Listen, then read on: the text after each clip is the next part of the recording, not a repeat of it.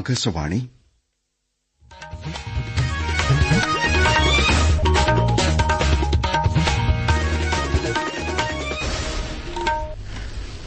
നമസ്കാരം. പ്രാദേശിക വാർത്തകൾ വായിക്കുന്നത് അനിൽ ചന്ദ്രൻ. പ്രധാന വാർത്തകൾ. ഗവർണറുടെ നയപ്രഖ്യാപന പ്രസംഗത്തിന് നന്ദി രേഖപ്പെടുത്തുന്ന ഉപക്ഷേപ ചർച്ച നിയമസഭയിൽ ഇന്ന് ആരംഭിക്കും. ലോകത്തിന് കേരളം സമ്മാനിച്ച സ്ത്രീ ശാക്തീകരണത്തിന്റെ അതുല്യ മാതൃകയാണ് കുടുംബശ്രീയെന്ന് മന്ത്രി എം ബി രാജേഷ്. അമേരിക്കയുടെ 47ാമത് പ്രസിഡന്റായി ഡൊണാൾഡ് ട്രംപ് അധികാരമേറ്റു. സംസ്ഥാന ദുരന്ത നിവാരണ അതോറിറ്റിയുടെ കവചം മുന്നറിയിപ്പ് സംവിധാനം മുഖ്യമന്ത്രി പിണറായി വിജയൻ വൈകിട്ട് നാടിന് സമർപ്പിക്കും. ഐസിസി അണ്ടർ 19 വനിതാ ട്വന്റി ക്രിക്കറ്റിൽ ഇന്ത്യ ഇന്ന് മലേഷ്യയെ നേരിടും. വാർത്തകൾ വിശദമായി. 15ാം കേരള നിയമസഭയുടെ 13ാം സമ്മേളനത്തിൽ ഗവർണറുടെ നയപ്രഖ്യാപന പ്രസംഗത്തിന് നന്ദി രേഖപ്പെടുത്തുന്ന ഉപക്ഷേപ ചർച്ച ഇന്ന് ആരംഭിക്കും. 2 ശ്രദ്ധക്ഷണിക്കൽ പ്രമേയങ്ങൾ സഭയിൽ അവതരിപ്പിക്കും. ന്യൂസ് ഡെസ്കിൽ നിന്ന് കൂടുതൽ വിവരങ്ങൾ. ട്രെയിനുകളിലെ സ്ലീപ്പർ കോച്ചുകൾ വെട്ടിച്ചുരുക്കുന്നത് മൂലം യാത്രക്കാർക്കുണ്ടാകുന്ന ബുദ്ധിമുട്ടുകൾ പരിഹരിക്കുന്നത് സംബന്ധിച്ച് പി നന്ദകുമാർ മന്ത്രി വി അബ്ദുറഹിമാന്റെ ശ്രദ്ധ ക്ഷണിക്കും. വിദ്യാർത്ഥികൾക്കിടയിലെ ലഹരി ഉപയോഗം തടയുന്നതിന് സ്കൂൾ പാഠ്യപദ്ധതിയിൽ ബോധവൽക്കരണ പരിപാടികൾ ഉൾപ്പെടുത്തുന്നത് സംബന്ധിച്ച് അൻവർ സാദത്ത് മന്ത്രി വി ശിവൻകുട്ടിയുടെയും ശ്രദ്ധ ക്ഷണിക്കും. യുജിസി ഈ മാസം 6 പുറപ്പെടുവിച്ച കരട് മാനദണ്ഡങ്ങൾ പിൻവലിച്ച് പുതിയ മാനദണ്ഡങ്ങൾ പുറപ്പെടുവിക്കണമെന്ന് കേന്ദ്ര ഗവൺമെന്റിനോട് ആവശ്യപ്പെടുന്ന പ്രമേയം മുഖ്യമന്ത്രി പിണറായി വിജയൻ സഭയിൽ ഇന്ന് അവതരിപ്പിക്കും. ലോകത്തിന് കേരളം സമ്മാനിച്ച സ്ത്രീ ശാക്തീകരണത്തിന്റെ അതുല്യ മാതൃകയാണ് കുടുംബശ്രീയെന്ന് മന്ത്രി എം ബി രാജേഷ് പറഞ്ഞു. ചെങ്ങന്നൂർ മുനിസിപ്പൽ സ്റ്റേഡിയത്തിൽ 11ാമത് കുടുംബശ്രീ ദേശീയ സരസ് മേള ഉദ്ഘാടനം ചെയ്യുകയായിരുന്നു മന്ത്രി. കുടുംബശ്രീയുടെ വരവോടെ 46 ലക്ഷത്തോളം വനിതകളാണ് പൊതുരംഗത്തേക്കെത്തിയതെന്ന് അദ്ദേഹം പറഞ്ഞു. മന്ത്രി സജി ചെറിയാൻ ചടങ്ങിൽ അധ്യക്ഷനായിരുന്നു. മന്ത്രി പി പ്രസാദ് മുഖ്യസന്ദേശം നൽകി. നടൻ മോഹൻലാൽ വിശിഷ്ടാതിഥിയായി പങ്കെടുത്തു. അദ്ദേഹത്തിന് കലാസാംസ്കാരിക രംഗത്തെ സമഗ്ര സംഭാവനകൾ മുൻനിർത്തി ചെങ്ങന്നൂർ പെരുമ പുരസ്കാരം മന്ത്രി സജി ചെറിയാൻ സമർപ്പിച്ചു. ഈ മാസം 31 വരെയാണ് കുടുംബശ്രീ ദേശീയ സരസ് മേള. റേഷൻ വ്യാപാരികൾ ഈ മാസം 27 മുതൽ പ്രഖ്യാപിച്ച പണിമുടക്കിൽ നിന്ന് പിന്മാറണമെന്ന് മന്ത്രി ജി ആർ അനിൽ അഭ്യർത്ഥിച്ചു. വ്യാപാരികൾ ഉന്നയിച്ച എല്ലാ വിഷയങ്ങളോടും അനുഭാവപൂർവമായ സമീപനമാണ് ഗവൺമെന്റിന്റേതെന്ന് റേഷൻ വ്യാപാരി സംഘടനാ നേതാക്കളുമായി തിരുവനന്തപുരത്ത് നടത്തിയ ചർച്ചയിൽ മന്ത്രി അറിയിച്ചു.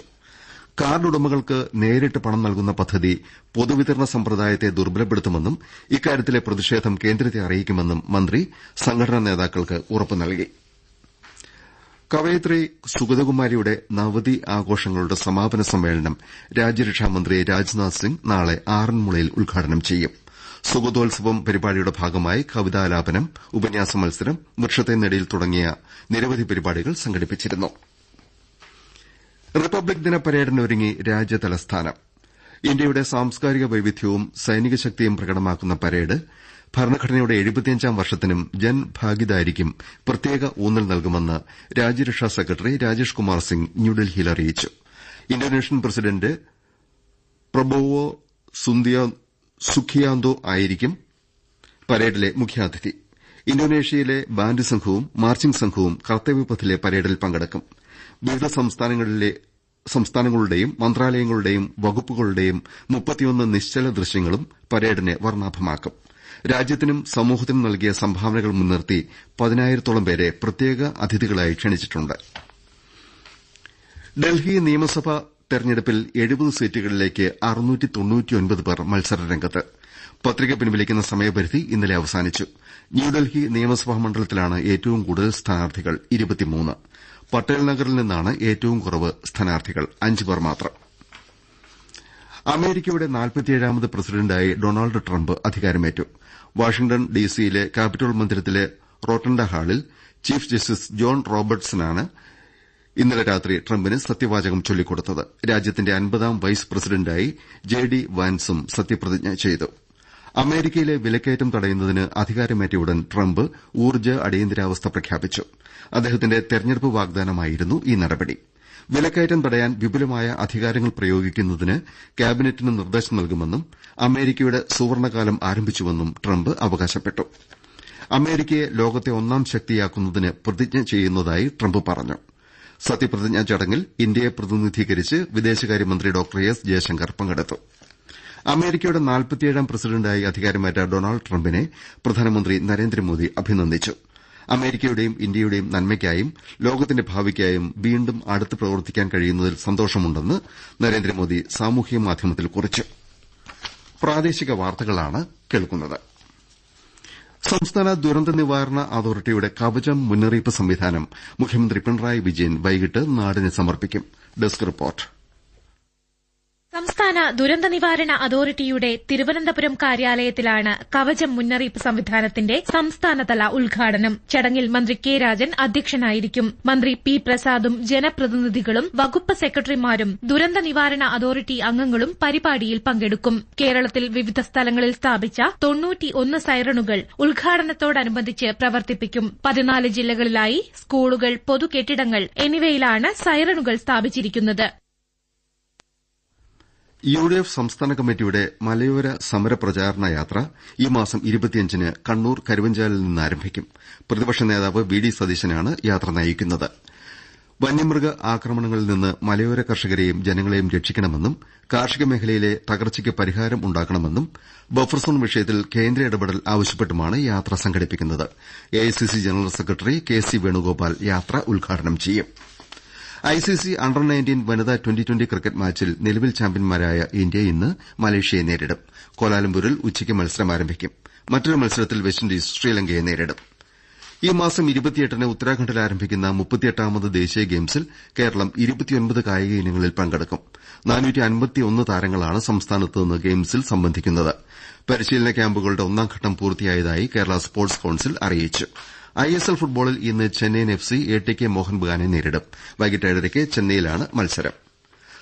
നാളെ സംസ്ഥാനത്തെ ഒരു വിഭാഗം ഗവൺമെന്റ് ജീവനക്കാരും അധ്യാപകരും നടത്തുമെന്നറിയിച്ച സൂചനാ പണിമുടക്കിന് ഗവൺമെന്റ് ഡയസ് നോൺ പ്രഖ്യാപിച്ചു. ഒരു ദിവസത്തെ വേതനം ഫെബ്രുവരിയിലെ ശമ്പളത്തിൽ നിന്ന് കുറവ് ചെയ്യും. ഇത് സംബന്ധിച്ച് പൊതുഭരണ വകുപ്പ് ഉത്തരവ് പുറപ്പെടുവിച്ചു. സംസ്ഥാനത്തെ റോഡപകടങ്ങൾ കുറയ്ക്കാനും മനുഷ്യജീവനുകൾ നഷ്ടപ്പെടുന്നത് അവസാനിപ്പിക്കാനും സുപ്രധാന നിർദ്ദേശങ്ങളടങ്ങിയ ഉത്തരവ് മനുഷ്യാവകാശ കമ്മീഷൻ ജുഡീഷ്യൽ അംഗം കെ ബൈജുനാഥ് ചീഫ് സെക്രട്ടറിക്ക് അയച്ചു. ഉത്തരവിന്റെ അടിസ്ഥാനത്തിൽ സ്വീകരിച്ച നടപടികൾ 3 മാസത്തിനകം ചീഫ് സെക്രട്ടറി രേഖാമൂലം സമർപ്പിക്കണമെന്ന് അദ്ദേഹം ആവശ്യപ്പെട്ടു. കോഴിക്കോട് നഗരത്തിലെ ഗതാഗത നിയമലംഘനങ്ങളെക്കുറിച്ച് വന്ന മാധ്യമവാർത്തകളുടെ അടിസ്ഥാനത്തിലാണ് കമ്മീഷൻ സ്വമേധയാ കേസ് രജിസ്റ്റർ ചെയ്തത്. വികസന പ്രവർത്തനങ്ങൾ ഗിരിവർഗ്ഗ മേഖലകളിൽ ഉൾപ്പെടെ എല്ലായിടത്തും എത്തുമ്പോൾ മാത്രമേ രാജ്യം യഥാർത്ഥ പുരോഗതി കൈവരിക്കൂവെന്ന് ഹൈക്കോടതി ജഡ്ജി ജസ്റ്റിസ് ദേവൻ രാമചന്ദ്രൻ അഭിപ്രായപ്പെട്ടു. നെഹ്റു യുവകേന്ദ്ര കാക്കനാട്ട് സംഘടിപ്പിച്ച 16ാമത് ആദിവാസി യുവജന സാംസ്കാരിക പരിപാടി ഉദ്ഘാടനം ചെയ്യുകയായിരുന്നു ജസ്റ്റിസ് ദേവൻ രാമചന്ദ്രൻ.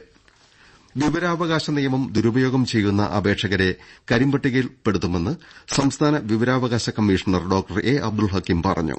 തൊടുപുഴയിലെ സിറ്റിംഗിൽ നേരിട്ട് പങ്കെടുക്കാതിരുന്ന ദേവികുളം സബ് കളക്ടർ, ഇടുക്കി കളക്ടറേറ്റിലെ ഭൂപരിഷ്കരണ ഡെപ്യൂട്ടി കളക്ടർ, പീരുമേട് തഹസിൽദാർ എന്നിവർക്കെതിരെ നടപടി സ്വീകരിക്കുമെന്നും അദ്ദേഹം അറിയിച്ചു. ഇതിന് മുന്നോടിയായി അവർക്ക് സമൻസ് അയക്കും. ഫെബ്രുവരി 5-ന് ഇവർ തിരുവനന്തപുരത്തെത്തി കമ്മീഷനെ നേരിൽ കാണണമെന്നാണ് നിർദ്ദേശം. കണ്ണൂർ കല്യാട്ടെ നീലിക്കുളം പ്രദേശത്തെ അനധികൃത ചെങ്കല്ല് ഖനനം നിർത്തിവെക്കാൻ കണ്ണൂർ ജില്ലാ കളക്ടർ നിർദ്ദേശം നൽകി. ഹൈക്കോടതി ഉത്തരവിന്റെ അടിസ്ഥാനത്തിലാണ് നിർദ്ദേശം. കൂടുതൽ വിവരങ്ങളുമായി ആകാശവാണി കണ്ണൂർ ജില്ലാ പ്രതിനിധി കെ ഒ ശശിധരൻ. പ്രദേശത്തെ അനധികൃത ചെങ്കല്ല് ഖനനവുമായി ബന്ധപ്പെട്ട് കല്യാട് സ്വദേശി ഫയൽ ചെയ്ത കേസിൽ ഹൈക്കോടതിയുടെ അന്തിമ വിധി വരും വരെയാണ് നടപടി. കേസിൽ അഡ്വക്കേറ്റ് കമ്മീഷണറുടെ റിപ്പോർട്ടിന്മേൽ ഹൈക്കോടതി ജില്ലാ കലക്ടറോട് റിപ്പോർട്ട് ആവശ്യപ്പെട്ടിരുന്നു. ചെങ്കല്ല് ഖനനം നടക്കുന്ന പ്രദേശങ്ങളിൽ നിരന്തര പരിശോധനയ്ക്കും അനധികൃത ഖനനത്തിനെതിരെ നടപടി സ്വീകരിക്കുന്നതിനും തലശ്ശേരി സബ് കലക്ടറുടെ നേതൃത്വത്തിൽ സ്ക്വാഡ് രൂപീകരിക്കാനും തീരുമാനിച്ചിട്ടുണ്ട്. സംയുക്ത പരിശോധന നടത്താനും കലക്ടർ നിർദ്ദേശം നൽകിയിട്ടുണ്ട്. നേരത്തെ സ്ഥലപരിശോധനയിൽ വീഴ്ച വരുത്തിയ ഉദ്യോഗസ്ഥർക്കെതിരെ നടപടി സ്വീകരിക്കാനും കലക്ടർ നിർദ്ദേശിച്ചു. കല്യാട് വില്ലേജിലെ അനധികൃത ഖനനം സംബന്ധിച്ച റിപ്പോർട്ട് ഉടൻ സമർപ്പിക്കാനും ജില്ലാ കലക്ടർ ജിയോൾസ്റ്റിനോട് ആവശ്യപ്പെട്ടിട്ടുണ്ട്. പത്തനംതിട്ടയിൽ പട്ടികജാതിക്കാരിയായ പെൺകുട്ടിയെ തുടർച്ചയായി പീഡിപ്പിച്ച സംഭവത്തിൽ ദേശീയ മനുഷ്യാവകാശ കമ്മീഷൻ സ്വമേധയാ കേസെടുത്തു. മാധ്യമ റിപ്പോർട്ടുകളുടെ അടിസ്ഥാനത്തിലാണ് നടപടി. പ്രധാന വാർത്തകൾ വീണ്ടും.